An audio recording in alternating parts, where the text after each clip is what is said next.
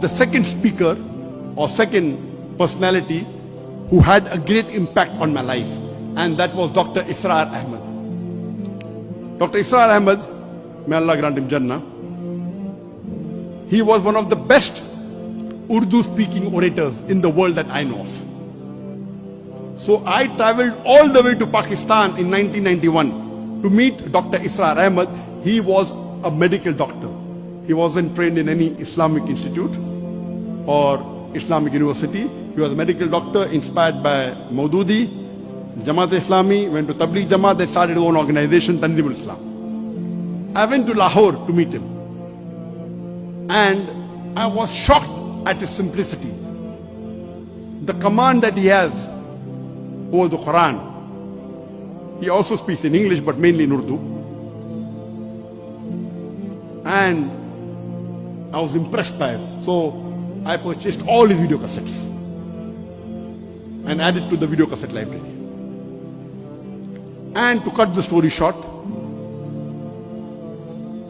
I learned many things from him. I'll just mention two important things I learned. Number one, he told me that I told about my background. I'm a medical doctor.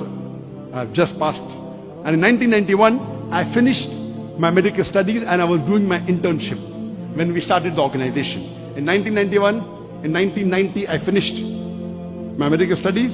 For 1 year, there was internship. And during internship, I had more time, so we started the organization. So I told him, I've just finished my medical studies. I would like to become a surgeon, do my MS, and I'm interested in Dawah. So he told me, son, you have to choose between the two. Either you choose your medical practice or Dawah. I, being a medical doctor, I practiced for 7 years and tried to do both. I could not. If you want to specialize, choose between the two one thing. Then, after his guidance, I chose to become a Dai.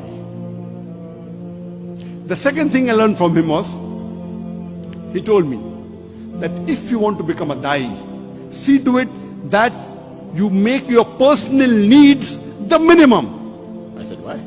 He said, if you make your personal need the minimum, with the least amount of monthly requirement, you can speak the truth more easily. You won't have to depend on anyone.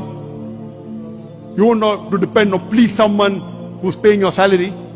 See to it that your needs are the least. And I saw that he had such a big institution, but what a simple man, Dr. Israr Ahmed.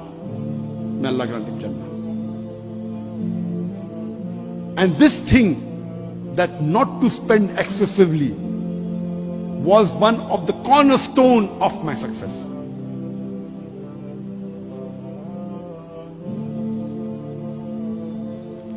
Just in case I forget, towards the end I may tell you, but today I require only 2,000 ringgit a month for me and my wife to survive. Only 2,000 ringgit. Very comfortably. Very comfortably. Not for my Dawah activity. Dawah activity, though I have travel, fly, I pay my own money, that's different. That may be in large amount. But for my personal needs, 2,000 ringgit is sufficient. In Bombay, it was 40,000 rupees. Here it is 2,000 ringgit, sufficient. Inshallah, time permits, I'll come to it later on. So these two things I learned from Sheikh Ahmed Didan. And when I came back, I told my parents, initially when we started the organization, Islamic Research Foundation, I told my parents I will only be giving 2 hours a week. Because once I finished my internship, when I joined the MS surgery, I have to be there 24/6 or 6.5. Maybe I get half a day in a week free. So I spend some time with my family and 2 hours in this organization. But then I decided I will not do my post-graduation.